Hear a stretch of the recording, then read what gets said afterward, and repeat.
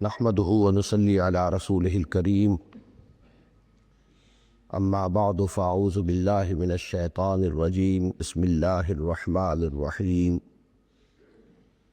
قد سمع الله قول التي تجادلك في زوجها وتشتكي إلى الله والله يسمع تحاوركما إن الله سميع بصير صدق الله العظيم رب اشرح لي صدري ويسر لي امري واحلل عقدة من لساني يفقهوا قولي۔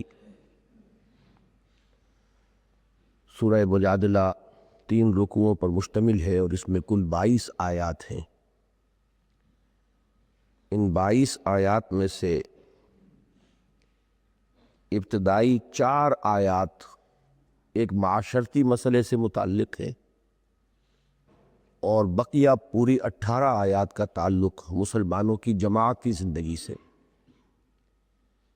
چونکہ عائلی نظام جو ہے وہ در حقیقت اجتماعی زندگی کا نقطۂ آغاز ہے، لہٰذا ان صورتوں میں بھی آپ دیکھیں گے کہ مستقل 2 صورتیں بھی مسلمانوں کی عائلی زندگی سے متعلق ہیں، سورہ طلاق اور سورہ تحریم۔ اور اس سورہ مبارکہ میں بھی عائلی قوانین سے متعلق ایک مسئلہ ہے جو زیر بحث آیا ہے، لیکن وہ اس سورہ مبارکہ کا بہت ہی چھوٹا حصہ ہے۔ اس کا جو اکثر اور اس کا جو جزو اعظم ہے وہ مسلمانوں کی جماعتی زندگی سے متعلق ہے۔ اب جماعتی زندگی کی ایک شکل تو وہ ہوتی ہے آخری، جبکہ کسی منظم معاشرے میں باقاعدہ ایک ریاست کا ظہور ہو جائے، ریاست قائم ہو گئی ہو، تو جسے آج کل ہم کہتے ہیں دستور، اس کا کیا ہوگا، اس کے کیا اصول ہوں گے، ضوابط ہوں گے، یہ اجتماعی زندگی کی بلند ترین سطح ہے کہ اس کے بارے میں اصول طے کیے جائیں۔ اس سے پہلے ایک اجتماعی زندگی ہوتی ہے جماعتی صورت میں، کہ کسی نظریاتی معاشرے کو، کسی نظریاتی ریاست کو وجود میں لانے کے لیے ایک اجتماعی جد و جہد کی ضرورت ہے، اور وہ اجتماعی جد و جہد بغیر جماعتی شکل اختیار کیے ممکن نہیں ہے۔ لہٰذا اس کے ضمن میں جو اس کا نظم، اس کے قواعد و ضوابط، اس کے آداب، اس کے ضمن میں کیا احتیاطیں ملحوظ رہنی چاہیے، کس کس طرف سے اس میں رکھنے پیدا ہو سکتے ہیں، ان چیزوں کو بھی تفصیل کے ساتھ قرآن مجید میں بیان کیا گیا ہے۔ اب چونکہ سورہ حدید کا جو اہم ترین مضمون تھا، اس کی آیت نمبر 25 جو اس کا کلائمیکس ہے، اس کا نقطہ عروج ہے، لَقَدْ أَرْسَلْنَا رُسُلَنَا بِالْبَيِّنَاتِ وَأَنزَلْنَا مَعَهُمُ الْكِتَابَ وَالْمِيزَانَ لِيَقُومَ النَّاسُ بِالْقِسْطِ وَأَنزَلْنَا الْحَدِيدَ فِيهِ بَأْسٌ شَدِيدٌ وَمَنَافِعُ لِلنَّاسِ وَلِيَعْلَمَ اللَّهُ مَن يَنصُرُهُ وَرُسُلَهُ بِالْغَيْبِ إِنَّ اللَّهَ قَوِيٌّ عَزِيزٌ۔ اب اس آیت کے بین السطور میں آپ دیکھ سکتے ہیں کہ ایک انقلابی جد و جہد درکار ہے کہ جو بھی ظلم ہو رہا ہو معاشرے میں، جو بھی کوئی طبقہ دوسرے طبقے کے حقوق کو غصب کر رہا ہو، کوئی کسی کے حقوق پر دسترازی کر رہا ہو، تو اس میزان عدل و قسط کو نافذ کرنے کے لیے ایک اجتماعی جد و جہد، ایک تصادم ناگزیر ہے۔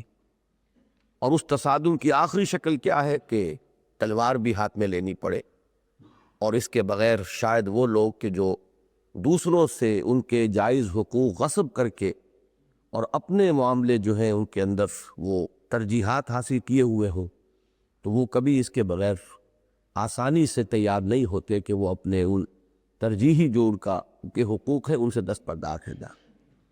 تو اس سورہ مبارکہ میں آپ دیکھیں گے کہ مسلمانوں کی جماعتی زندگی سے متعلق بہت اہم موضوعات ہیں کہ جو زیر بحث آ رہے ہیں، اور اس میں بھی پیش نظر رکھیے سورہ حدید کے ساتھ اس کا ایک تعلق یوں جڑے گا کہ سورہ حدید میں بھی منافقین کا ذکر بہت نمایاں طور پر آیا ہے۔ یہ ایک ایلیمنٹ ہوتا ہے کہ جو قانونی اور ظاہری اعتبار سے تو مسلمانوں کی جماعتی زندگی کے اندر ہے، لیکن حقیقت کے اعتبار سے یہ گویا کہ مارے آستین کی حیثیت رکھتا ہے، آستین کے سانپ کی حیثیت ہے اس کی۔ اندر مسلمانوں میں بددلی پیدا کرنا، بے چینی پیدا کرنا، شوشے چھوڑنا، طرح طرح کے جو مسائل ہیں ان کو اٹھا کر لوگوں میں مایوسی پیدا کرنا، یہ کام جو ہے ان کا اندر ہی اندر جاری رہتا ہے۔ اور اس کے ضمن میں نجوہ، کوئی حکم ملا ہے، اب اس پر عمل کرنے کو طبیعت آبادہ نہیں ہے، جان و مال کا اس میں اندیشہ ہے، لہذا اب اس کے خلاف ریشہ دوانی، اندر ہی اندر لوگوں کو اس کے خلاف اکسانا، اور خاص طور پر جو نظم جماعت ہے، جو بھی امیر ہے یا امراء ہے، ان سے بد دل کرنا، ان سے لوگوں کے اندر بدگمانیاں پیدا کرنا، جس کے لیے اہم ترین عنوان ہے نجوہ، سرگوشیاں کرنا، وسپرنگ کیمپین، اندر ہی اندر باتیں جو ہے ایسی پھیلا کر کہ لوگوں میں بددلی پیدا ہو جائے، تاکہ یہ گاڑی جس تیز رفتاری سے آگے بڑھ رہی ہے، اس کی رفتار اگر یہ بالکل رک نہ جائے تو کم تو ہو جائے، اس لیے کہ جتنی تیز رفتاری سے یہ آگے بڑھے گی اتنی ہی ہمارے لیے امتحانات جو ہے اور زیادہ بڑھتے چلے جائے گی، قدم قدم پر ایثار اور قربانی کا مطالبہ آتا جائے گا۔ تو یہ ہے اصل میں اس سورہ مبارکہ کا جو اصل مضمون ہے، جو اس کا جزو اعظم ہے، اس کا یہ مرکزی خیال اور وہ سینٹرل آئیڈیا۔ اب چلیے، زیادہ وقت نہیں ہے۔ قد سمع اللہ قول التی تجادلک فی زوجہا، اللہ نے سن لی ہے بات اس خاتون کی جو اے نبی آپ سے بحث کر رہی تھی۔ جدال کہتے ہیں ویسے تو جھگڑے کو، لیکن جدال کا لفظ جو ہے دونوں معنی میں استعمال ہوتا ہے، ایک تو یہ کہ واقعتاً ایک جھگڑنے کا انداز ہو اور اس کے اندر تکرار کا وہ رنگ ہو کہ جو کسی مخالفانہ رنگ کا حامل ہو، اور ایک یہ بھی ہوتا ہے کہ کبھی محبت کے ساتھ بھی اپنی بات منوانے کے لیے آدمی بار بار بات کہتا ہے، جیسے بچہ ضد کرتا ہے اپنی والدہ کے سامنے یا والد کے سامنے، تو یہ انداز، یا والد جو ہے بچے کو جو کسی طریقے سے کسی بات کو قبول نہ کر رہا ہو، بار بار کہہ کر اور اس سے وہ بات منواتا ہے، تو اس معنی میں بھی یہ لفظ استعمال ہوا ہے۔ حضرت ابراہیم علیہ السلام نے اسی طرح اللہ تعالیٰ سے بار بار گزارش کی تھی قوم لوط کے بارے میں کہ ابھی انہیں مہلت دی جائے، ابھی ان کو پر عذاب نہ بھیجا جائے، اس کا قرآن مجید میں ذکر ہے، لیکن یہ کہ یہ دونوں معنی میں لفظ استعمال ہوتا ہے۔ حضرت خولہ ابن ثعلبہ ایک صحابیہ ہیں، ان کے شوہر نے غصے میں آ کر زہار کا معاملہ ہوتا تھا وہاں اس معاشرے کے اندر، کہ اگر کہہ دیا کہ تم میری ماں کی طرح ہو تو اب گویا کہ طلاق مغلظ ہو گئی، اب رجوع کا بھی کوئی سوال نہیں، ہمیشہ کے لیے وہ حرام ہو گئی، وہ عورت، وہ بیوی جو ہے اس شوہر کے اوپر۔ تو یہ جو زہار تھا اس کا قاعدہ وہاں چلا آ رہا تھا، اور اس سے پھر کن میں اجڑ جاتے تھے غصے میں آ کر، جیسے آج کل ہمارے یہاں روز یہ مسئلے آتے رہتے ہیں کہ 3 طلاقیں کہہ دیں اور اب قصہ پاک ہو گیا، اب روتے پھر رہے کہ ہماری نیت تو یہ نہیں تھی، ہمارا ارادہ تو یہ نہیں تھا، ہم تو غصے میں کہہ گئے تھے۔ تو وہاں اس سے بھی زیادہ سخت تھا کہ آپ نے چاہے لفظ طلاق استعمال نہ کیا ہو، صرف کوئی تشبیہ دے دی اپنی ماں سے یا ماں کے جسم کے کسی حصے سے کہ تم تو آئندہ میرے لیے اس درجے میں ہو، تو گویا کہ ہمیشہ کے لیے وہ حرام ہو گئی اور طلاق مغلظ ہو گئی۔ تو ایسا ہی معاملہ حضرت اوس بن صامت ہے رضی اللہ تعالی عنہ، تیز مزاج تھے، اپنی بیوی حضرت خولہ سے یہ الفاظ وہ کہہ بیٹھے۔ اب وہ خاتون روتی ہوئی، چیختی ہوئی، چلاتی ہوئی حضور کی خدمت میں آئی کہ حضور میں اب کہاں جاؤں، میرے یہ بچے ہیں، رل جائیں گے، میرا کون سا اب ٹھکانہ ہے، تو مجھے بتائیے کہ کوئی راستہ۔ حضور نے فرمایا کہ میں تو کوئی راستہ نہیں دیکھ رہا، اس لیے کہ اس وقت تک یہ وحی نازل نہیں ہوئی تھی۔ جب تک وحی نازل نہ ہو حضور صلی اللہ علیہ وسلم اپنی طرف سے کیا فرمائیں؟ اس کے بعد اب وہ بیچاری چیخ رہی ہے، حضور اس کی خوشامد کر رہی کہ حضور دیکھیے تو صحیح، اس کا یہ ارادہ نہیں تھا، وہ خواب خواب غصے میں کیا بیٹھا ہے۔ پھر جب دیکھتی تھی کہ حضور خاموش ہیں تو پھر اللہ سے کہتی ہے اللہ تو رحم فرما، کسی طریقے سے میرے ان بچوں کے لیے، میرے لیے کوئی صورت پیدا کر۔ تو اس کا نقشہ کھینچا ہے یہ کہ قد سمع اللہ قول التی تجادلک فی زوجہا، اللہ نے بات سن لی اس عورت کی جو اے نبی آپ سے جھگڑ رہی تھی، تکرار کر رہی تھی، بحث کر رہی تھی اپنے شوہر کے بارے میں، وتشتکی الی اللہ، اور وہ فریاد کر رہی تھی اللہ سے بھی، وہ شکوہ شکایت جو ہے کہ اب کہاں جاؤ، انما اشکو بسی و حزنی الی اللہ، آخری تو دربار وہی ہے کہ جہاں انسان اپنی فریاد پیش کرے۔ واللہ یسمع تحاورکما، اور اللہ سن رہا تھا تم دونوں کے مابین جو گفتگو ہو رہی تھی، یعنی حضور جو کچھ فرما رہے تھے اور جو وہ حضرت خولہ عرض کر رہی تھی، دونوں کو اللہ سن رہا تھا۔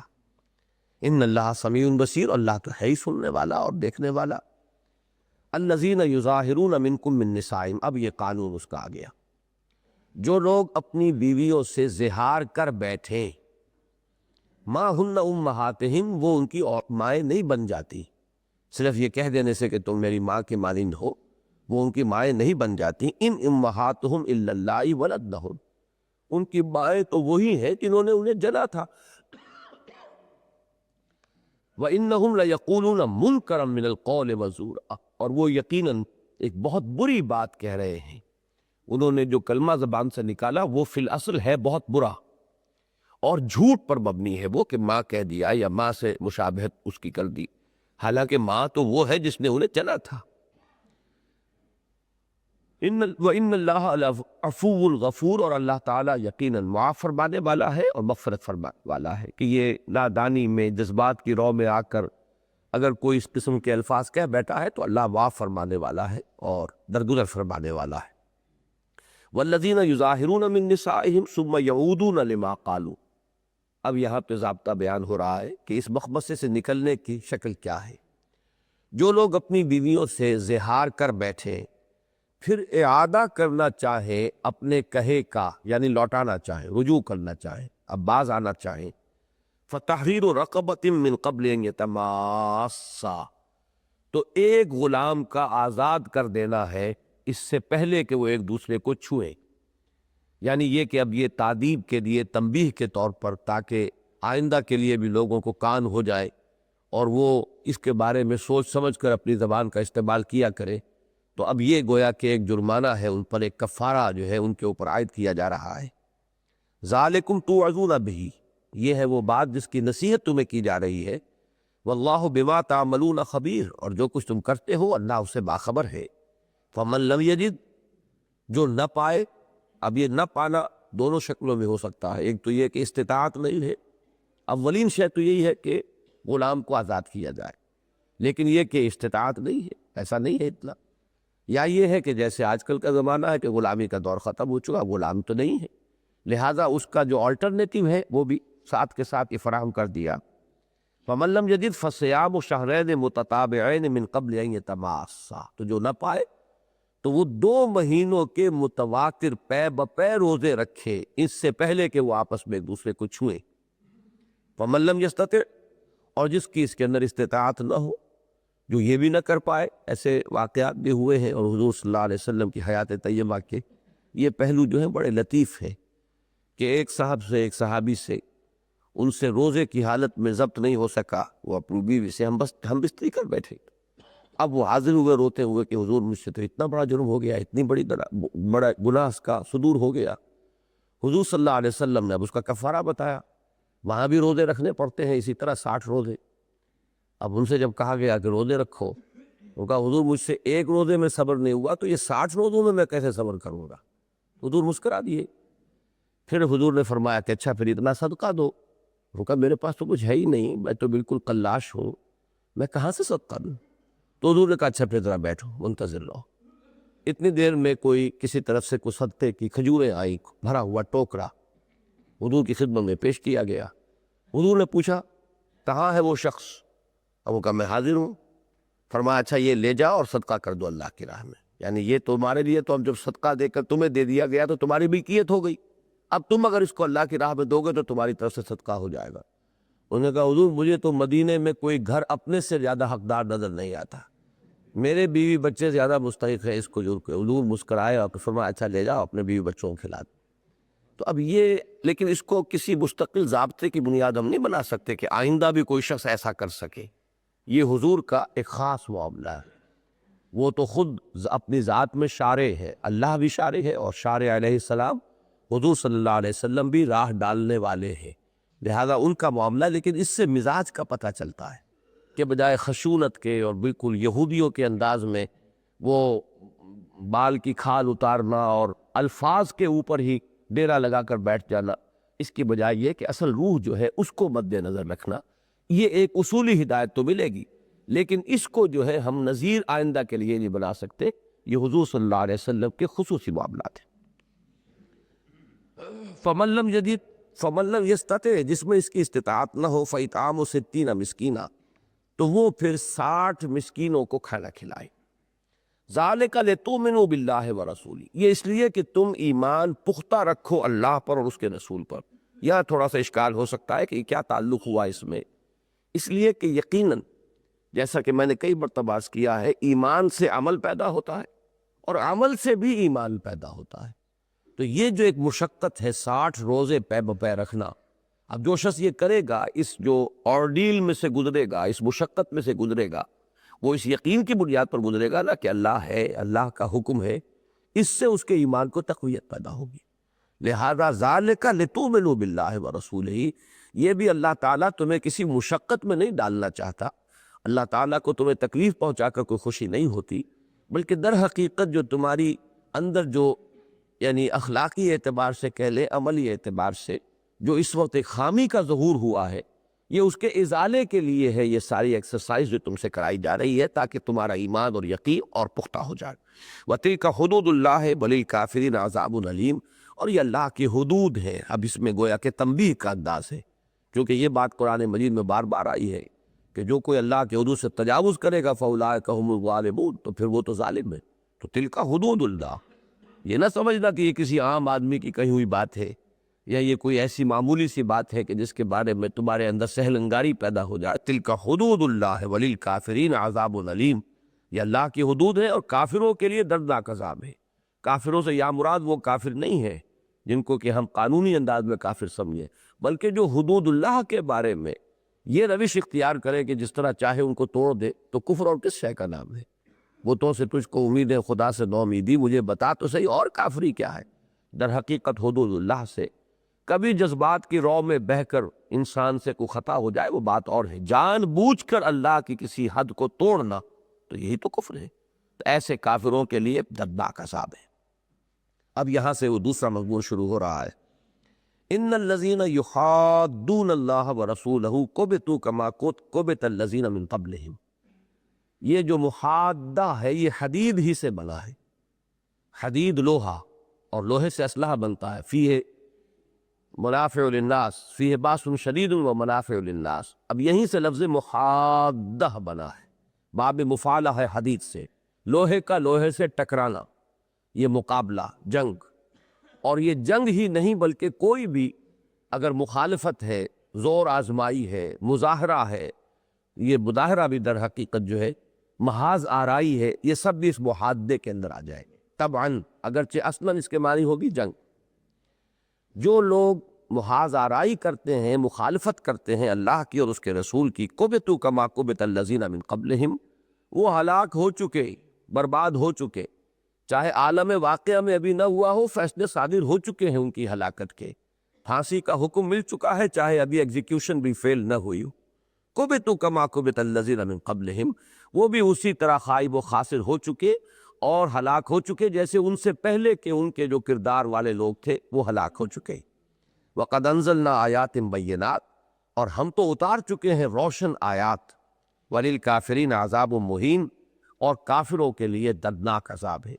اب یہاں پہ مراد کون ہے وہ جان لیجئے۔ ایک تو یہودی تھے مدینے کے اندر کہ جو نبی اکرم صلی اللہ علیہ وسلم کے کھلم کھلا مخالف اور معاند تھے، اور دوسرے یہ جو منافقین تھے، یہ گویا کہ ان کا آلۂ کار بنتے تھے کہ یہ مسلمانوں کے اندر سے ان کی جماعتی زندگی کو سیبوٹاج کرنے کے لیے وہ سازشیں کرنا اور بددلیاں پھیلانا اور طرح طرح کی ریومرز کو عام کر دینا، اور کوئی ذرا سی بات کسی مسلمان کی دیکھی تو اس کو بڑھا چڑھا کر بیان کرنا، تاکہ وہ جو ایک قوت ارادی ہے مسلمانوں کی وہ مجروح اور کمزور ہو جائے۔ تو اب ان دونوں کا گویا کہ ایک جتھا تھا، ایک طرف یہودی اب بھی دنیا میں ہمیشہ ہوگا، ایک طرف جو دشمن ہے آپ کے کھلم کھلا دشمن، اور ایک ان کے آلۂ کار جو آپ کی اپنی صفوں کے اندر موجود ہوں۔ یوم یبعثہم اللہ جمیعا فینبئہم بما عملوا، جس دن کہ اللہ تعالیٰ ان سب کو جمع دوبارہ اٹھائے گا، زندہ کرے گا، اور پھر انہیں جتلا دے گا جو کچھ کہ وہ کرتے رہے تھے۔ احصاہ اللہ ونسوہ، یہ الفاظ بہت اہم ہے۔ اللہ نے تو انہیں گن گن کر رکھا ہوا ہے ان کے اعمال کو، اور وہ بھول بھی چکے ہیں۔ یہ ہوتا ہے کہ انسان جو ہے جو خطا آج آپ نے کی آپ تو بھول گئے، لیکن اللہ کے ریکارڈ سے تو وہ محو نہیں ہوگا، اللہ نے اس کی حفاظت کا انتظام کیا ہوا ہے۔ تو جب اعمال ہمارے سامنے آئیں گے تو ہم چونک جائیں گے، جیسے کہ سورہ کہف میں ہے کہ ما لہذا الکتاب لا یغادر صغیرۃ ولا کبیرۃ الا احصاها ووجدوا ما عملوا حاضرا، یہ کیسا اعمال نامہ ہے، اس نے تو باریک سے باریک اور چھوٹی سے چھوٹی اور مائنیوٹ سے مائنیوٹ ڈیٹیلز کو بھی محفوظ رکھا ہوا ہے۔ تو احصاہ اللہ ونسوہ، اللہ نے تو اس کی حفاظت کی ہوئی ہے، محفوظ رکھا ہوا ہے، اور وہ بھول چکے ہیں۔ واللہ علی کل شیء شہید، اور اللہ تو ہر چیز پر نگران ہے اور ہر چیز پر خود گواہ ہے۔ الم تر ان اللہ یعلم ما فی السماوات و ما فی الارض، کیا تم دیکھتے نہیں ہو کہ اللہ تعالیٰ جانتا ہے جو کچھ کے آسمانوں میں ہے اور جو کچھ کے زمین میں ہے۔ ما یکون من نجوا ثلاثۃ، اب یہ جو در حقیقت تنہید تھی یہ نجوا کے خلاف۔ نجوا کیا ہے؟ سرگوشی کرنا، وسپرنگ کیمپین، جا کر علیحدہ گوشوں میں بیٹھ کر بات چیت کرنا، جماعتی نظم کو انڈرمائن کرنے کی، سیبوٹاج کرنے کی کوشش کرنا، بددلی پیدا کرنا، بدگمانیاں پیدا کرنا۔ ما یکون من نجوا ثلاثۃ، نہیں ہوتا نجوا تین افراد کا، الا هو رابعهم، مگر یہ کہ اللہ چوتھا موجود ہوتا ہے، جیسے کہ ہم سورہ حدید میں پڑھ چکے، وَهُوَ مَعَكُمْ أَيْنَمَا كُنْتُمْ، تم جہاں کہیں بھی ہوتے ہو اللہ تمہارے ساتھ ہوتا ہے۔ تو اب اس کی شرح کر دی گئی نجوا کے لیے کہ شاید یہ سمجھتے ہیں کہ اللہ ان کے ساتھ نہیں ہے، اللہ واقف نہیں ہے، اللہ جانتا نہیں ہے، دیکھ نہیں رہا ہے، سن نہیں رہا ہے، حالانکہ جہاں تین افراد نجوا کریں گے چوتھا اللہ ہوگا۔ وَلَا خَمْسَةٍ إِلَّا هُوَ سَادِسُهُمْ، اور کوئی پانچ افراد ایسے نہیں ہو سکتے کہ جو سرگوشیاں کر رہے ہو مگر یہ کہ اللہ چھٹا موجود ہے۔ وَلَا أَدْنَىٰ مِنْ ذَلِكَ، اب تین سے کم میں دو ہیں، اب ظاہر بات ہے کہ دو سے کم کا تو نجوا ہو ہی نہیں سکتا، نہ اس سے کم تر، ولا اکثر، نہ اس سے زائد، الا ہوا معہم اینما کانوا، مگر یہ کہ وہ ان کے ساتھ ہی ہوتا ہے جہاں کہیں بھی وہ ہوں۔ ثم ینبئہم بما عملوا یوم القیامہ، پھر جتلا دے گا اللہ تعالیٰ انہیں جو کچھ کہ انہوں نے کیا تھا قیامت کے دن۔ ان اللہ بکل شیء علیم، یقیناً اللہ تعالیٰ ہر چیز کا علم رکھنے والا ہے۔ الم تر الی الذین نہوا عن النجوی، کیا دیکھتے نہیں ان لوگوں کی حال کو، ان لوگوں کی حالت کو، ان کے حال کو کہ جنہیں نجوا سے روکا گیا تھا۔ یہ سورہ نساء کے اندر وہ آیت موجود ہے کہ لوگوں اس طرح کے نجوا سے بچو، اس لیے کہ یہ نجوا جو ہے یہ در حقیقت مسلمانوں کی اجتماعی زندگی کے لیے بہت مضر ہے۔ ثم یعودون لما نہوا عنہ، پھر بھی وہ جس چیز سے ان کو روکا گیا تھا اس کا اعادہ کر رہے ہیں، پوری ڈھٹائی کے ساتھ اپنی اس روش کے اندر وہ آگے بڑھتے چلے جا رہے ہیں۔ وَيَتَنَاجَوْنَ بِالْإِثْمِ وَالْعُدْوَانِ وَمَعْصِيَتِ الرَّسُولِ، اور ان کا یہ جو نجوا ہوتا ہے، یہ سرگوشیاں ہوتی ہیں، یہ گناہ کے لیے، زیادتی کے لیے، اور رسول کی معصیت اور نافرمانی کے لیے۔ رسول یہاں پر یوں جان لیجئے کہ صرف رسول نہیں ہے بلکہ مسلمانوں کے امیر بھی ہیں، وہی میدان جنگ میں سپہ سالار بھی ہیں۔ تو رسول ہونے کی حیثیت تو ان کی ہے اللہ کا پیغام پہنچانا، لیکن اس کے ساتھ ہی چونکہ وہ حضور صلی اللہ علیہ وسلم کی امتیازی شان یہ ہے کہ آپ صرف مبلغ نہیں تھے بلکہ آپ کے ذمہ یہ بھی تھا کہ دین کو بالفعل غالب کریں، لِیُظْہِرَہُ عَلَى الدِّینِ کُلِّہ، لہذا اس کے لیے اجتماعی جد و جہد فرما رہے ہیں۔ اس اجتماعی جد و جہد میں کون ہے مسلمانوں کے امیر، صاحب امر، کون ہے ان کے سپہ سالار جبکہ وہ میدان جنگ میں ہو؟ تو یہ جملہ حیثیت حضور کی ذات میں جمع ہے۔ لہذا جب اس قسم کی آیات قرآن میں آئیں گی تو ہم رسول کی حیثیت جو بحیثیت رسول ہے اسے جدا رکھتے ہوئے جو آپ کی حیثیت بحیثیت امیر ہے اس کو سامنے رکھ کر اپنی جو جماعتی زندگی ہے اس کے ضمن میں ہدایت اور رہنمائی اخذ کریں گے۔ وَإِذَا جَاءُوكَ حَيَّوْكَ بِمَا لَمْ يُحَيِّكَ بِهِ اللَّهُ وَيَقُولُونَ فِي أَنفُسِهِمْ لَوْلَا يُعَذِّبُنَا اللَّهُ بِمَا نَقُولُ، یہ یہودیوں کا طرز عمل ہے کہ جب وہ آتے ہیں اے نبی آپ کے پاس تو آپ کو دعا دیتے ہیں وہ جو آپ کو اللہ نے دعا نہیں دی ہے، یہ تحیت کہتے ہیں، اصل میں تو کیا ہے، حیاک اللہ، یہ عربوں میں اب بھی ہے، اللہ تمہیں زندہ رکھے۔ یہ دعا جو ہے یہ در حقیقت ملاقات کے وقت ان کی سب سے زیادہ عام دعا ہوتی تھی۔ یہ السلام علیکم، یہ تو اصل میں قرآن نے آ کر اور مسلمانوں نے اسلام نے آ کر سکھایا ہے، ورنہ ان کے ہاں تو یہی تھا۔ جیسے اب بھی ہوتا ہے، لوگ ملتے ہیں تو دعائیں ایک دوسرے کے لیے، خیر سگالی کے جذبات، تو اسی سے لفظ تحیت بن گیا ہے۔ تحیتہم فیہا سلام، تو ان کا تحیت جو ہے اہل جنت کی کیا ہوگی؟ سلام، قیلاً سلاما سلاما۔ تو وہ جب آتے تھے تو بجائے السلام علیکم کے کہنے کے ذرا سا زبان کو دبایا السلام علیکم، اور سام کے معنی ہوتے موت، تم پر موت واقع ہو۔ تو حضور صلی اللہ علیہ وسلم سے جو دشمنی تھی ان کے دلوں کے اندر، اس کو وہ ان کا جو خبث باطن ہے اس طور سے ظاہر ہوتا تھا۔ اگر کسی نے پکڑا تو کہ بھائی تم اپنے ذرا کان میں میل پڑ گیا ہے، کوئی میل نکلواؤ، ہم نے تو السلام علیکم کہا تھا، اور یہ تمہارے اصل میں تمہارے اپنے دل کا چور ہے کہ تمہیں وہ السلام علیکم معلوم ہوا ہے۔ اس طریقے سے وہ اپنے آپ کو بچاتے تھے اور پھر قسمیں کھا جاتے تھے۔ قسم کھانے کے بعد بہرحال اب کیا کیا جائے، ایک آدمی جو ہے وہ قسم کھا رہا ہے تو شرافت اور مروت کی وجہ سے حضور اور مسلمان جو ہے خاموشی اختیار کر لیتے تھے. تو جب وہ آپ کے پاس آتے ہیں تو آپ کو وہ دعا دیتے ہیں وہ جو اللہ نے آپ کو دعا نہیں دی ہے. وَيَقُولُونَ فِي أَنفُسِهِمْ، دیکھیے یہ ہے انسان کا وہ نفس کا معاملہ کہ کس طرح کی چال بازیاں یہ انسان کے ساتھ چلتا ہے. ایک طرف تو یہ حرکت کروائی، ساتھ ہی اندر سے وسوسہ پیدا کیا شیطان نے کہ دیکھو تم نے اتنی بڑی جرت کی ہے، اگر یہ اللہ کے رسول ہوتے تو اللہ تمہاری زبان بدی سے نہ کھینچ لیتا. کیا اللہ اس پر قادر نہیں ہے کہ اپنے سچے رسول کی توہین جو ہے اس کو روک سکے، اور تمہیں کہنے ہی نہ دیتا، اور تم نے کہہ دیا السلام علیکم، اس کے باوجود کچھ نہیں ہوا، معلوم ہوا یہ رسول ہے ہی نہیں. اب یہ ہے دوہری تلوار اس شیطان کی کہ پہلے وہ غلط حرکت کروائی، اور اس کے بعد یہ کہ اس سے مزید جو ہے اگر کوئی رمق کہیں تھی بھی کسی منافق کے دل میں، کوئی رمق، تو اس کو بھی وہاں سے اس کے ازالے کا سامان بھی کر دیا. اور وہ کہتے ہیں اپنے جیوں میں، یقولون فی انفسہم لولا یعذبنا اللہ بما نقول، کیوں نہیں اللہ ہمیں عذاب دیتا بسبب ہمارے اس قول کے جو ہم کہہ رہے ہیں. کیا معنی اس کے کہ واقعہ یہ کہ یہ رسول ہے ہی نہیں. حسبہم جہنم، ان کا ٹھکانہ جہنم ہے، یصلونہا، اس میں یہ پہنچ کر رہیں گے، گر کر رہیں گے، فبئس المصیر، اور وہ بہت ہی برا ٹھکانہ ہے. یا ایھا الذین آمنوا اذا تناجیتم فلا تتناجوا بالاسم والعدوان ومعصیۃ الرسول.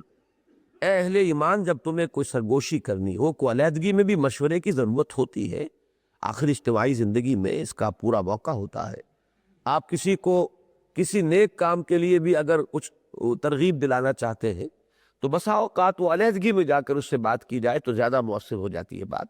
تو فرمایا کہ اگر تمہیں سرگوشی ہی کرنی ہے اور علیحدگی میں بات کرنی ہے تو تم یہ نجوہ نہ کیا کرو گناہ کے لیے یا زیادتی کے لیے یا رسول کی معصیت کے لیے. وَتَنَاجَوْا بِالْبِرِّ وَالتَّقْوَىٰ، خیر کے لیے، تقوی کے لیے، نیکی کے لیے، ایک دوسرے کو ترغیب دلانا ہے، دوسرے کو آمادہ کرنا، یا کسی کی برائی پر اسے متنبہ کرنا ہے. اب ظاہر بات ہے کہ اگر کہنا بھائی یہ آپ کے معاملے میں مجھے یہ چیز نظر آئی، ہو سکتا ہے کہ میرا مغالطہ ہو، تو آپ اس کی وضاحت فرما دیں گے تو وہ میرے دل کے اندر جو خامخواہ ایک میل آ گیا وہ رفع ہو جائے گا، اور اگر ہے تو بھئی ہمیں اصلاح کرنی چاہیے اپنی. اب یہ انداز بھی اگر پبلک میں اختیار کیا جائے گا تو بہت ہی یہ مضر ہو جائے گا. اس کے لیے بھی علیحدگی میں جانے کی ضرورت ہے. تو علیحدگی میں گفتگو حرام نہیں ہے، اصل میں اس میں کیا گفتگو کر رہے ہیں وہ ہے اصل میں فیصلہ کن چیز. تو تم نیکی اور تقوی کے کام کے لیے ایک دوسرے سے سرگوشی کیا کرو.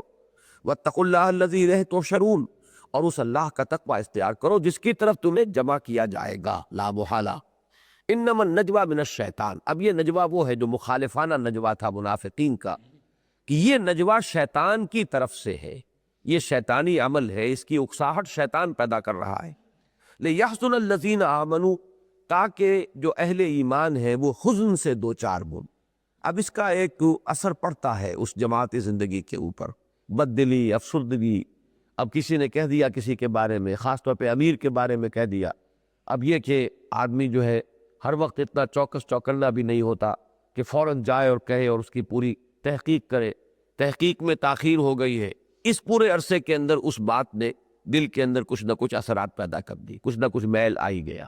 اب یہ چیزیں جو ہے اس کے اثرات جماعتی زندگی میں فرسٹریشن اور بد دلی، ڈس اپوائنٹمنٹ، ڈس ایلیوژن، یہ مختلف الفاظ جو استعمال ہوتے ہیں جماعتی زندگی کے اندر سب سے زیادہ جو ہے تعطل پیدا کرنے والی یہ اشیاء ہیں. تو شیطان جو ہے وہ تو چاہتا ہے کہ جو اہل ایمان ہے وہ حزن سے دوچار ہو جائے. وَلَيْسَ بِضَارِّهِمْ شَيْئًا، اب دیکھیے یہاں جو بات کہی ہے بڑی یہ الفاظ پر غور کرنے کی ضرورت ہے. اور وہ انہیں کوئی بھی ضرر نہیں پہنچا سکتا الا باذن اللہ، مگر اللہ کے اذن سے، اللہ کی اجازت سے. نتیجے کے اعتبار سے تو کوئی خرابی پیدا نہیں ہوگی الا یہ کہ اللہ ہی مسلمانوں کو کسی فتنے میں مبتلا کرنے کا فیصلہ کر چکا ہو. شیطان کے ہاتھ میں اختیار نہیں ہے. لیکن اس کی نفی نہیں کی کہ حزن تھوڑا بہت ہو جاتا ہے، کوئی نہ کوئی وقتی طور پر افسردگی جو ہے مسلمانوں پر وہ طاری ہو جاتی ہے. لیکن ضرر کا کہ بالفعل کسی نقصان کا ہو جانا، یہ تو بغیر اللہ کے اذن کے ممکن ہی نہیں ہے، شیطان لاکھ زور لگا لے. تو اب اس میں دونوں باتیں آ گئی کہ ایک حقیقت کا اعتراف بھی، دوسری طرف مسلمانوں کو ری ایشورنس بھی دے دی گئی کہ یہ بہرحال تم مطمئن رہو کہ شیطان کتنے بھی ہتھ کنڈے اپنے چلا لے اور استعمال کر لے، لیکن تمہیں کوئی مستقل نقصان وہ نہیں پہنچا سکے گا. وعلی اللہ فلیتوکل المؤمنون، اور اہل ایمان کو تو اللہ ہی پر توکل کرنا چاہیے۔ یا ایھا الذین آمنوا اذا قیل لکم تفصحوا فی المجالس فافصحوا یفصح اللہ لکم، اہل ایمان جب تم سے کہا جائے کہ مجالس میں، اب جیسے اجتماعات ہوتے ہیں تنظیموں کے، جماعتوں کے، تو وہاں کا مرکزی اجتماع کیا تھا؟ حضور کی محفل، حضور کی مجلس۔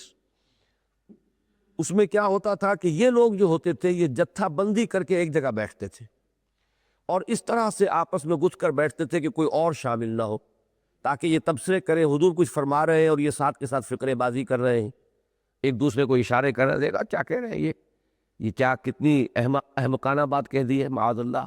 اب یہ جو اشارے ہوتے ہیں آنکھوں آنکھوں میں، اگر کوئی دوسرا مخلص مسلمان درمیان میں بیٹھا ہوا ہو تو وہ ٹوک دے گا، لہذا وہ اپنے گروپ بنا کر بیٹھتے تھے اور اس میں کسی اور کو نہیں آنے دیتے تھے۔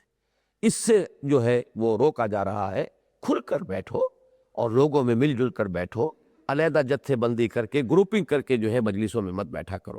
اب اس کا حکم یہی ہو سکتا تھا کہ بھائی ذرا کھل کر بیٹھو، خام خواہ گچھے بن کر نہ بیٹھو ایک جگہ پر، اور اس سے مراد اصل میں کیا تھی کہ اس طرح کے گروپس جو ہے وہ نہ بن جائیں اس محفل کے اندر۔ تو اے اہل ایمان جب تم سے کہا جائے کہ کھل جایا کرو محفل میں تو کھل کر بیٹھا کرو، اللہ تعالیٰ تمہارے لیے کشادگی پیدا کر دے گا، بڑا لطیف ہے ترغیب کا انداز۔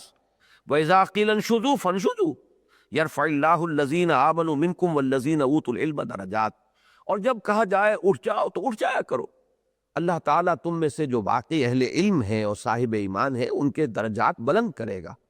اب یہ بھی ہوتا ہے کہ اب اجتماع برخاست ہو گیا، جائیے، لیکن اب بیٹھے ہوئے وہاں پر ڈیرا لگا کر کچھ لوگ بیٹھے ہوئے تبصرے کر رہے ہیں، پھر اس کے خلاف آن دی اسپاٹ جو ہے ریشہ دوانی کا آغاز کرنے کے لیے وہیں پر بیٹھے ہوئے ہیں، تو اس سے بھی روکا گیا۔ جیسے اجتماع برخاست ہو گیا ہے، لا سب ختم ہو گیا ہے، جب کہا جائے تو اٹھ جاؤ، اپنے اپنے کاموں کے اندر لگو، کوئی حکم ملا ہے تو اب اس کی تعمیل کی فکر کرو، اب اس کے بارے میں تبصرے کرنے کے لیے اور ایک دوسرے کو دیکھیے جی اب ان کو تو کوئی تکلیف نہیں پہنچتی، تکلیف تو ہمیں پہنچتی ہے نا، یہ تو یہاں بیٹھے ہوئے انہوں نے تو کہہ دیا نکل جاؤ فلاں مہم کے اوپر، اب یہ کہ سارا جو ہے مشقت تو ہمیں جھیلنی ہوگی، تو یہ دیکھتے ہی نہیں ہے ہمارے مسائل ہیں، ہمارے معاملات ہیں، ہماری یہ مجبوریاں ہیں۔ اب یہ اس طرح کی باتیں وہ ہوں گی کہ جہاں ذرا پانی مرتا ہو وہاں یقیناً ان کے اثرات پیدا ہو جاتے ہیں، جہاں ذرا سی بھی کوئی کمزوری کے آثار ہیں، جیسے جراثیم انہی پر حملہ آور ہوتے ہیں جو کسی وجہ سے قوت مدافعت جن کی کمزور ہو چکی، تو اندر سے کچھ لوگ ہوتے ہیں کہ جو پہلے سے کچھ کمزوری کا شکار ہو گئے ہیں، اب ان کے لیے یہ باتیں جو ہے وہ بہت ہی مؤثر ہو جاتی ہیں۔ تو فرمایا گیا جب کہا جائے کہ اٹھ جاؤ تو اٹھ جایا کرو، اللہ تعالیٰ تم میں سے جو واقعی اہل ایمان ہیں اور جو علم والے ہیں ان کے درجات بلند کرے گا۔ واللہ بما تعملون خبیر۔ اب دیکھیے یہ الفاظ کی مناسبت کیسے پیدا کی گئی، کھل کے بیٹھو اللہ کشادگی پیدا کرے گا، اٹھ جایا کرو، اب اٹھنے میں انسان بلند ہوتا ہے۔ تو اگر تم جو حکم ہے، ڈسپلن ہے جماعتی زندگی کا، اس کے اعتبار سے اٹھو گے تو یہ اس میں بھی ایک طرح کی تمہاری یعنی رفع درجات کا اہتمام ہے اللہ کی طرف سے، کہ وہ دلی آمادگی کے ساتھ جب اس حکم پر عمل کرو گے تو اللہ تمہارے مراتب بلند کرے گا۔ واللہ بما تعملون خبیر، اور جو کچھ تم کر رہے ہو اللہ اس سے باخبر ہے۔ یا ایھا الذین آمنوا اذا ناجیتم الرسول فقدموا بین یدی نجواکم صدقہ، اہل ایمان جب تم رسول صلی اللہ علیہ وسلم سے مناجات کرو، نجوا کرو، یہ خاص طور پر بات ہوتی ہے کہ حضور سے بات کرنے کے لیے مومنین مخلصین جو تھے ان کی بھی خواہش ہوتی تھی، حضور کا قرب، حضور سے گفتگو، حضور سے علیحدگی میں بات کرنا وہ اپنا خاص مسئلہ ہے، لیکن یہ کہ منافقین جو ہے خاص طور پر وہ اپنا ایک خاص رول ڈالنے کے لیے مسلمانوں پر کہ ہمیں حضور سے بڑا قرب حاصل ہے، ہم تو علیحدگی میں جا کے گفتگو کرتے ہیں، حضور ہمیں بڑا وقت دیتے ہیں، تو اور حضور اپنی وہ مروت اور شرافت کی وجہ سے کوئی آگے آئے تو اب کیسے کہیں کہ میں آپ سے ملنے کے لیے تیار نہیں، اس سے وہ لوگ ناجائز فائدہ اٹھاتے تھے۔ تو یہاں ایک پابندی لگائی گئی ہے، عام جماعتی زندگی میں بھی اس کی ضرورت ہوتی ہے کہ جو لوگ ذمہ دار ہیں، جن کے پاس ذمہ داری کا بوجھ جن کے کندھوں پر ہے، ان کا وقت جو ہے وہ قیمتی ہوتا ہے، اور اس کو ہر شخص جو ہے وہ ہر وقت ملنے کی خواہش کے اندر اور اپنے چھوٹے چھوٹے معاملات میں لا کر ان سے بیان کرنے میں اگر استعمال کرنا شروع کر دے تو ضعف جو ہے وہ جماعتی زندگی کو پہنچے گا، کہ کوئی اہم تر کام جو جماعتی زندگی کا تھا وہ رہ جائے گا، اور پھر یہ کہ اس میں موقع ملتا ہے دوسروں کو بھی کہ جو خاص طور پر کسی غلط ارادے سے اس طرح کی شرافت اور مروت سے فائدہ اٹھانا چاہیں۔ تو اللہ تعالیٰ نے ایک اہتمام فرمایا کہ حکم دے دیا کہ جب بھی ہمارے رسول سے کسی کو علیحدگی میں کوئی بات کرنی ہو تو پہلے کوئی صدقہ کرے، اور یہ مال ہی جان تھی ان منافقین کی۔ اصل میں یہ راستہ ان کے راستے میں یہ روڑا رکھ دیا گیا، بھاری پتھر، کہ حضور سے ملاقات کرنی ہے، علیحدگی میں گفتگو کرنی ہے تو پہلے کچھ اللہ کی راہ میں صدقہ دے کر آؤ۔ تو وہ تو اس سے بعد آ گئے، اس لیے کہ یہ قیمت اس کی دینے کے لیے وہ تیار نہیں تھے۔ اس کے بعد کیونکہ یہ ایک عارضی طور پر وقتی جو ایک مسئلہ تھا اس کے حل کا حکم تھا، تو جلد ہی اس کی پھر منسوخی کا بھی اعلان ہو گیا۔ اگرچہ تعین کے ساتھ ہم نہیں کہہ سکتے، لیکن یہ مقام بھی قرآن مجید کا ایسا ہے جس میں ناسخ و منسوخ آیات دونوں ساتھ کی ساتھ موجود ہیں۔ پہلے صدقے کا حکم آیا کہ اے اہل ایمان، جب تم رسول سے علیحدگی میں کوئی بات کرنا چاہو فقدموا بین یدی نجواکم صدقہ، تو اپنے رسول کے ساتھ علیحدہ گفتگو سے پہلے کچھ تقدیم کرو، یعنی آگے کچھ بھیجو صدقے کے طور پر، اس سے مقدم کر دو صدقے کو، پہلے صدقہ دو۔ ذالک خیر لکم واطہر، یہ تمہارے لیے بہتر بھی ہے، زیادہ پاکیزگی کا حامل بھی ہے۔ فإن لم تجدوا فإن اللہ غفور رحیم، اس میں اندیشہ تھا کہ بیچارہ کوئی مسلمان مفلس ہے اور اس کے پاس پیسہ نہیں ہے، وہ صدقہ نہیں کر سکتا، تو یہ نہیں ہے کہ اس میں کوئی ایکسیپشن ہی نہیں ہے، کسی کے پاس نہیں ہے تو ٹھیک ہے، اللہ تعالیٰ غفور اور رحیم ہے۔ اشفقتم ان تقدموا، یہ ہے اب ناسخ آیت، اس حکم کو منسوخ کرنے والی آیت۔ پہلی آیت منسوخ ہے، یہ ناسخ ہے۔ اشفقتم ان تقدموا بین یدی نجواکم صدقات، کیا تم گھبرا گئے، ڈر گئے اس سے کہ تم اپنے حضور صلی اللہ علیہ وسلم سے علیحدگی میں گفتگو کرنے سے پہلے صدقہ دو؟ فَإِذْ لَمْ تَفْعَلُوا، تو جب تم نے یہ نہیں کیا، اور اس میں اشارہ ہے بڑا لطیف منافقین کی طرف ہے کہ وہ در حقیقت انہی کو وارڈ آف کرنا تھا، انہی کو اس سے ہٹانا تھا، اور انہیں جو ہے وہ مال انتہائی محبوب ہے، لہذا ان کے لیے یہ تدبیر جو ہے مؤثر ہو چکی ہے۔ تو جب تم نے یہ نہیں کیا وَتَابَ اللَّهُ عَلَيْكُمْ، اور اللہ تعالیٰ نے بھی تم پر عنایت اور شفقت کی نظر فرمائی، اور اللہ تعالیٰ اپنی رحم کے ساتھ، رحمت کے ساتھ تمہاری طرف متوجہ ہو گیا۔ فَأَقِیمُوا الصَّلَاةَ وَآتُوا الزَّکَاةَ وَأَطِیعُوا اللَّهَ وَرَسُولَهُ، اب یہاں گویا کہ یہ محذوف ہے کہ اب وہ حکم جو ہے باقی نہیں رہا، بلکہ اب تمہارے لیے یہی ہے کہ نماز قائم رکھو اور زکوٰۃ ادا کرو اور اللہ اور اس کے رسول کی اطاعت پر کاربند رہو۔ وَاللَّهُ خَبِيرٌ بِمَا تَعْمَلُونَ، اور اللہ باخبر ہے اس سے کہ جو کچھ تم کر رہے ہو۔ اب اذان دے دی جائے۔ اعوذ باللہ من الشیطان الرجیم، بسم اللہ الرحمن الرحیم۔ اب تک جو گفتگو ہو رہی تھی اس میں تو ایک گٹھ جوڑ کا تذکرہ تھا کہ جو یہودیوں اور جو منافقین تھے ان کے مابین تھا۔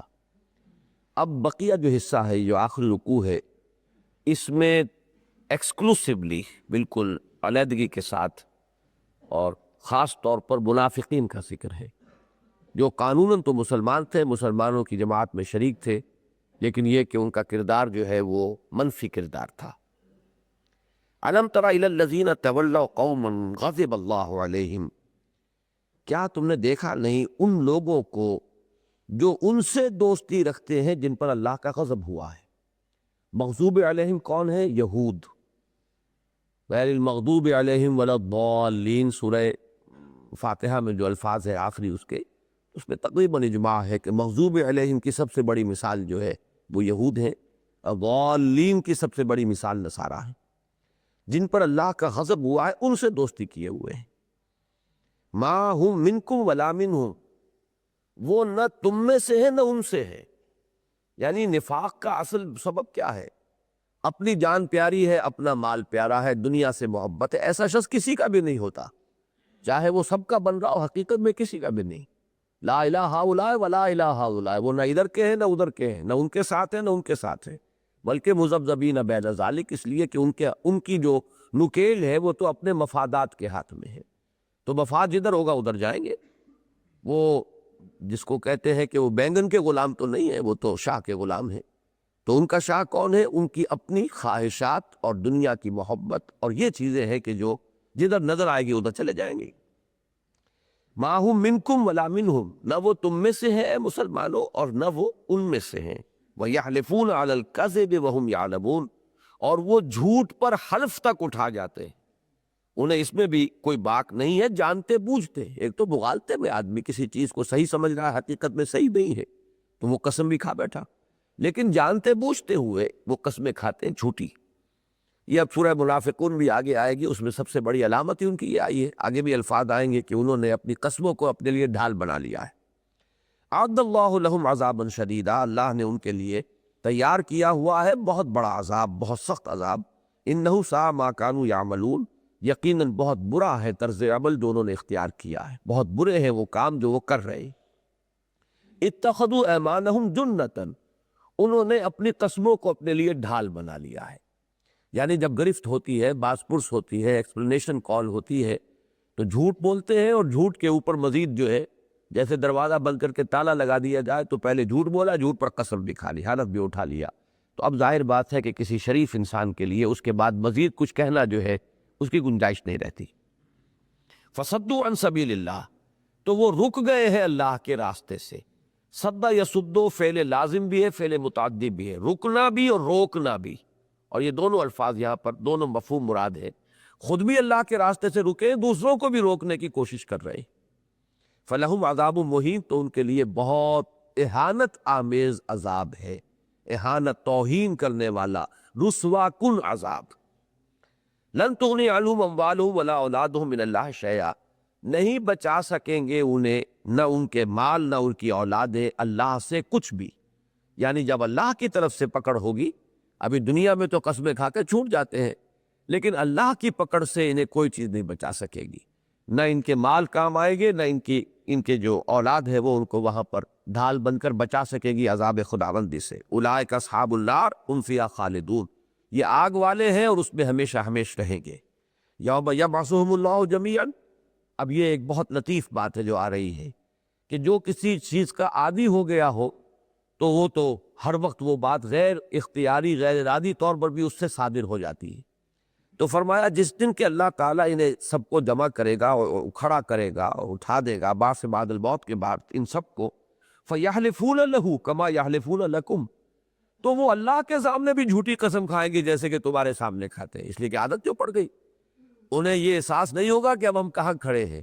جیسے محمد الرسول اللہ صلی اللہ علیہ وسلم کی باز پرس سے جھوٹی قسمیں کھا کھا کر بچتے رہے، تو اب ان کی یہ عادت اتنی پختہ ہو چکی ہے کہ یحلفون لہ کما یحلفون لکم، تو اس کی اللہ سے بھی، اللہ کے سامنے بھی جھوٹی قسمیں کھائیں گے جیسے کہ یہ تمہارے سامنے کھاتے ہیں۔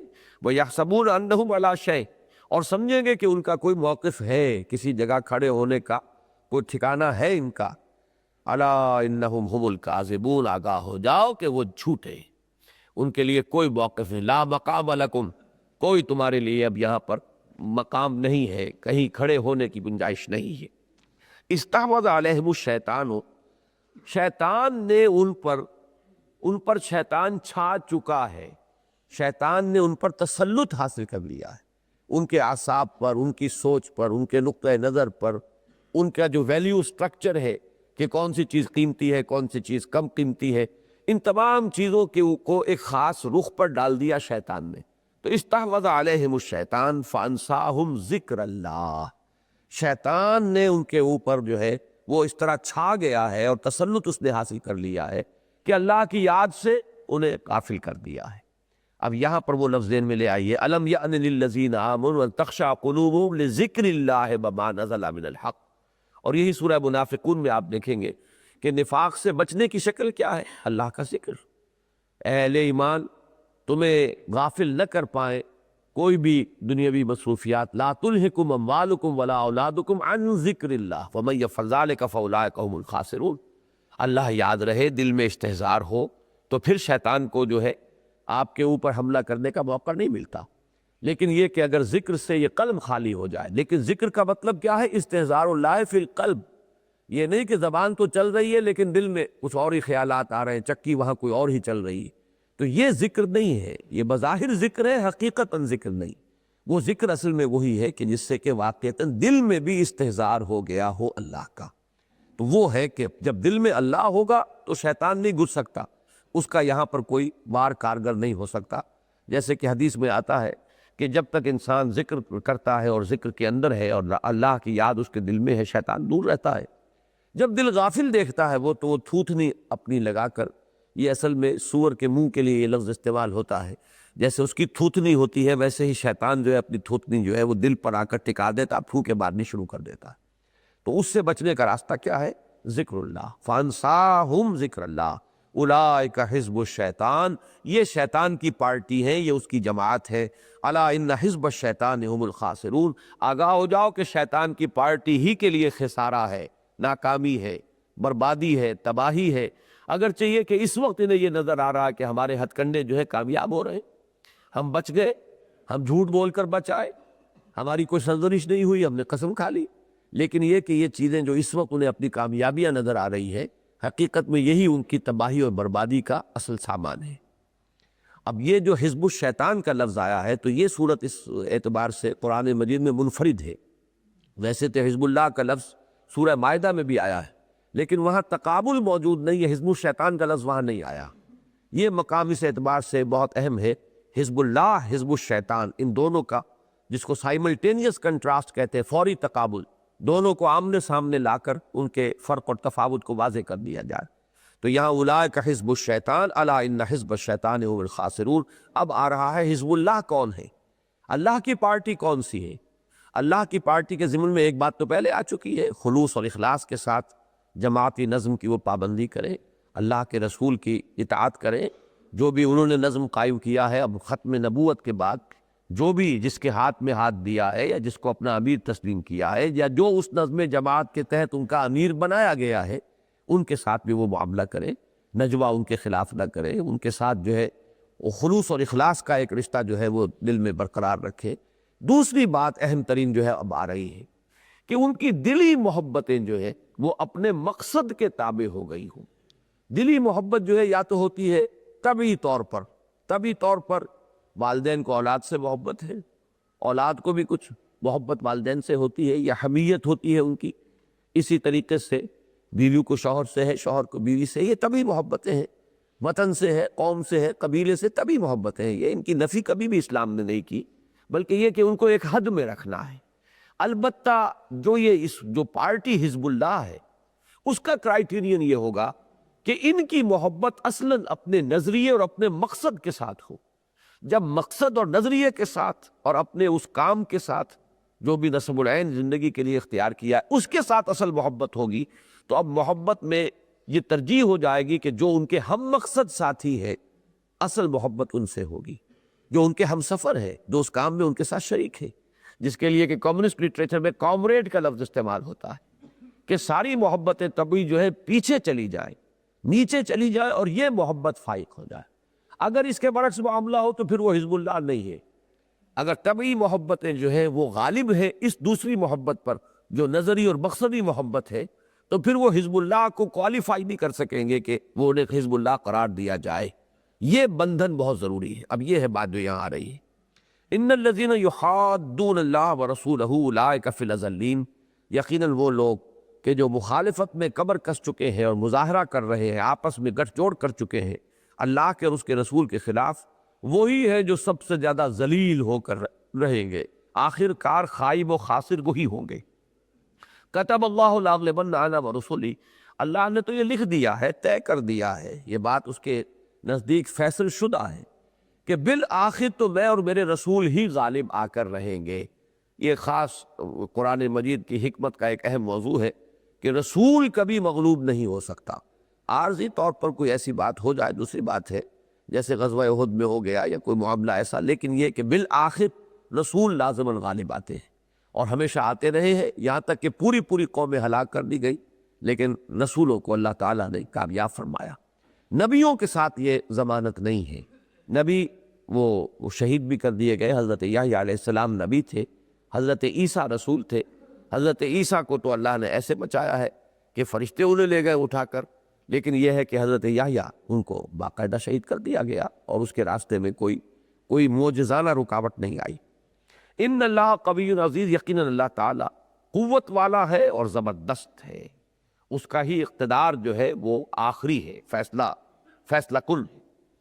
لا تجد قوما یؤمنون باللہ والیوم الآخر، تم نہ پاؤ گے ان لوگوں کو جو واقعتاً ایمان رکھتے ہو اللہ پر اور یوم آخر پر، یوادون من حاد اللہ، اب یہاں پر مودت سے یہ یوادون بنا ہے، ودہ یود محبت کرنا، اور وہ حدید سے میں نے کہا تھا حدد سے وہ محادہ بنا ہے، یہ دونوں الفاظ جو ہے ایک دوسرے کے سامنے لے آئے گئے، اس لیے کہ دنیا میں مودت ہی ہوتی ہے کہ جو لوگوں کو جمع رکھتی ہے، ان کو اکٹھا رکھتی ہے، تو ایک حزب اللہ کے اندر بھی ایک مودت درکار ہے۔ اگر ان کی وہ مودت جو ہے وہ اپنے دائرے سے نکل کر اللہ کے دشمنوں کے ساتھ بھی ہو گئی تو پھر ان کی اپنی جمعیت جو ہے وہ کمزور ہو گئی، پھر ان کا اپنی اجتماعی زندگی جو ہے اس میں ضعف پیدا ہو گیا۔ تم نہیں پاؤ گے ان لوگوں کو جو اللہ اس کے رسول پر ایمان رکھتے ہو کہ وہ محبت کرتے ہو ان سے جو اللہ کے مخالف ہیں، اللہ کے دشمن ہیں۔ اعداء اللہ و اعداء رسولہ و اعداء دینہ، ان کے ساتھ وہ محبت نہیں کر سکتے۔ من حاد اللہ و رسولہ ولو کانوا آباہم، خواہ وہ ان کے باپ ہو، او ابناہم یا ان کے بیٹے ہوں، او اخوانہم یا ان کے بھائی ہو، او عشیرتہم یا ان کے رشتہ دار۔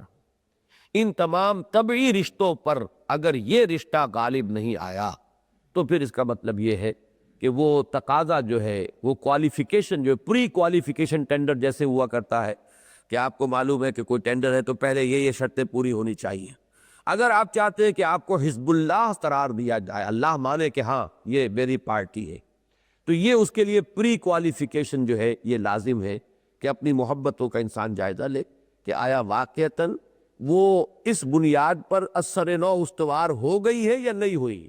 اگر وہی پرانے ڈھانچے چلے آ رہے ہیں، وہی پرانے معیارات ہیں، انہی کی بنیاد پر وہ ساری دلی محبتیں اور تعلقات چل رہے، تو اس کا مطلب یہ کہ پری کوالیفیکیشن جو ہے وہ ابھی نہیں ہوئی، تم حزب اللہ کا لفظ جو ہے اس کے لیے کوالیفائڈ نہیں۔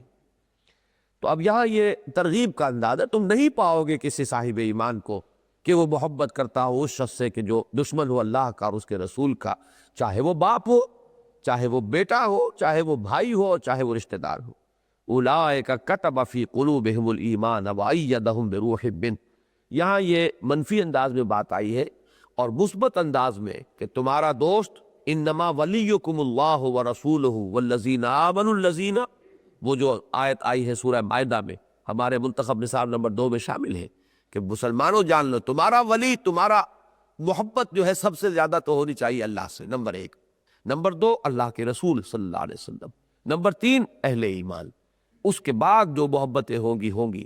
اگر یہ ترتیب نہیں رہتی ہے تو پھر یہ ہے کہ وہ، جیسا کہ میں پھر دہرا رہا ہوں الفاظ، کہ گویا کہ پہلی شرط ہی تم نے پوری نہیں کی ہے ابھی حزب اللہ میں شمولیت کی۔ اولئک کتب فی قلوبہم الایمان وایدہم بروح منہ، یہ ہے وہ لوگ کہ جن کے دلوں میں اللہ نے ایمان لکھ دیا ہے۔ یہ بڑا لطیف پیرایا ہے، لکھ دینا، طے کر دینا، کوئی چیز طے ہو جائے لکھی گئی، تو ان کے دلوں میں تو اللہ نے ایمان اتنا راسخ کر دیا ہے کہ اب گویا کہ کوئی شے لکھ دی اللہ نے تو اب اس کو کون مٹائے گا؟ اللہ کے لکھے کو کوئی مٹا نہیں سکتا۔ اس شرط کو پورا کر دو تو گویا کہ پھر اللہ تعالیٰ کی طرف سے یہ ایمان جو ہے تمہارے دلوں کے اندر اس طرح لکھ دیا جائے گا۔ کتب فی قلوبہم الایمان وایدہم بروح منہ، اور اللہ ان کی تائید فرماتا ہے اپنی طرف سے خاص روح کے ذریعے سے۔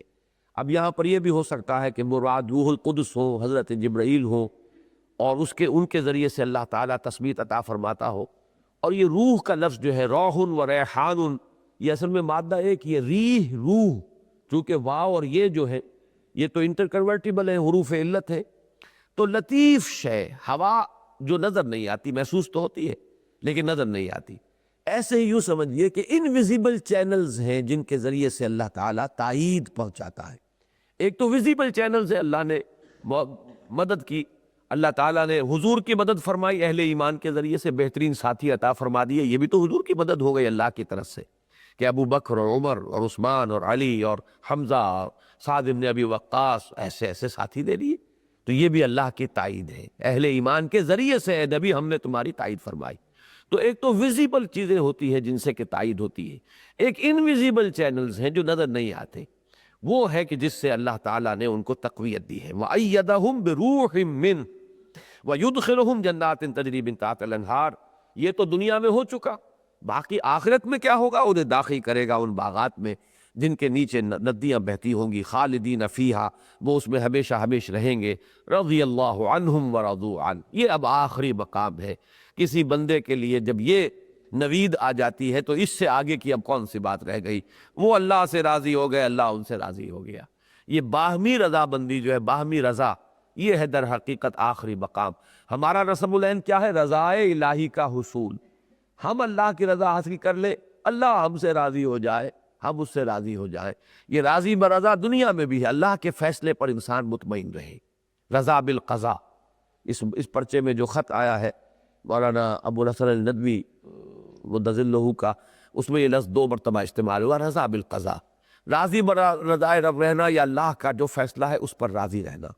یہ چیز در حقیقت ایمان کے اہم ثمرات میں سے ہے، جیسے سورہ تغابن میں یہ بات آ بھی جائے گی اس سلسلے میں، لیکن یہ کہ انسان راضی رہے اللہ سے اس دنیا میں بھی اور آخرت میں، تو اللہ تعالیٰ راضی کر ہی دے گا۔ وَرَضُوا عَنْهُ أُولَٰئِكَ حِزْبُ اللَّهِ، یہ ہے اللہ کی پارٹی، یہ ہے شرائط جو پوری ہوں گی تو وہ حزب اللہ قرار پائیں گے۔ أَلَا إِنَّ حِزْبَ اللَّهِ هُمُ الْمُفْلِحُونَ، آگاہ ہو جاؤ کہ آخری کامیابی اور آخری منزل مراد تک پہنچنا تو صرف اللہ کی پارٹی ہی کو نصیب ہوگا، وہی ہوگے کہ جو فلاح سے ہمکنار ہوگے۔ اللہم ربنا اجعلنا منہم، اے اللہ ہمیں ان لوگوں میں شامل فرما دے۔ بارک اللہ لی ولکم فی القرآن العظیم ونفعنی وإیاکم بالآیات والذکر الحکیم۔